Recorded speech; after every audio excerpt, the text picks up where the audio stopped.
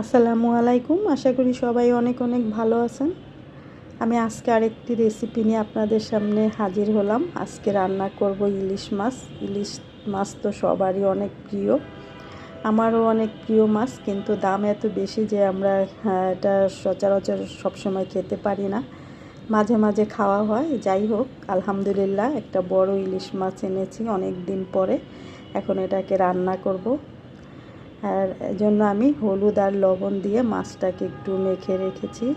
রাখার পরে এখন কড়াইতে তেল দিয়ে একটু মাছটা এপিট ওপিট করে হালকা করে ভেজে নেব।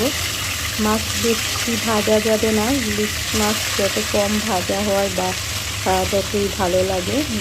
বেশি ভাজলে শক্ত হয়ে যায়, তাই আমি হালকা করে একটু এপিট ওপিট করে ভেজে নেব সবগুলো মাছ।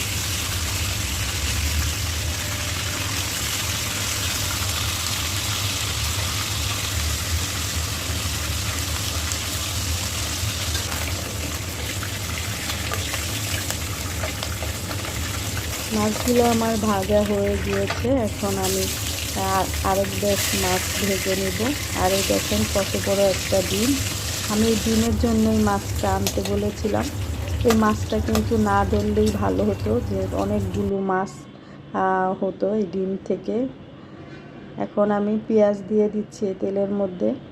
পেঁয়াজটাকে একটু আমি হালকা ভেজে নিব, একটু লবণ দিয়ে দিলাম যাতে একটু তাড়াতাড়ি পেঁয়াজটা নরম হয়ে যায়। পেঁয়াজ বেশি ভাজবো না, একটু নরম হয়ে গেলে একটু হালকা একটু কালার আসা পর্যন্ত ভেজে নিব।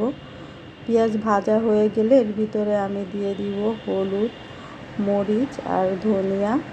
এখানে আমি আর কোনো মশলা দিব না, একটু মরিচের গুঁড়াটা বেশি দিয়েছি, একটু ঝাল ঝাল লাগলে ভালো লাগবে।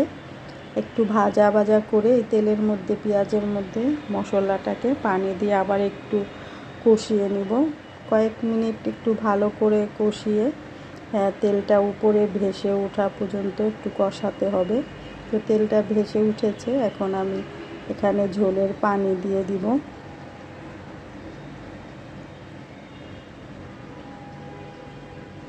এই ঝোলটা দিয়ে আমার মাছটা রান্না হবে। দিয়ে দিলাম স্বাদ মতো লবণ আর কয়েকটা কাঁচামরিচ, আর কিছুই দিব না। এখন একটু বলক ওঠা পর্যন্ত অপেক্ষা করব। বলক ওঠার পরেও কিছুক্ষণ আমি ঝোলটাকে একটু জাল করে নিয়েছিলাম যাতে পানসা ভাবটা চলে যায়। আর এই তো এখন আমি ভেজে রাখা মাছগুলো দিয়ে দিয়েছি। আলহামদুলিল্লাহ অনেক দিন পরে হলেও একটা বড় ইলিশ মাছ খেতে পেরে খুবই ভালো লাগছে। আল্লাহর কাছে অশেষ অসীম শুকরিয়া। আর এই তো আমার মাছটা প্রায় রান্না হয়ে গিয়েছে, এই তো তেলটা উপরে ভেসে উঠছে। ইলিশ মাছ রান্না করতে বেশি সময় লাগে না, অল্প কিছু সময়ের মধ্যেই রান্না করা যায়। ধোয়া কাটা সবই খুবই সহজ, খেতে তো অসাধারণ।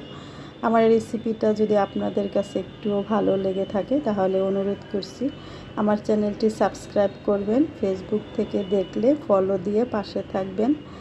লাইক কমেন্ট শেয়ার করবেন, কমেন্ট করে আমাকে জানাবেন আমার রেসিপি কেমন হয়েছে।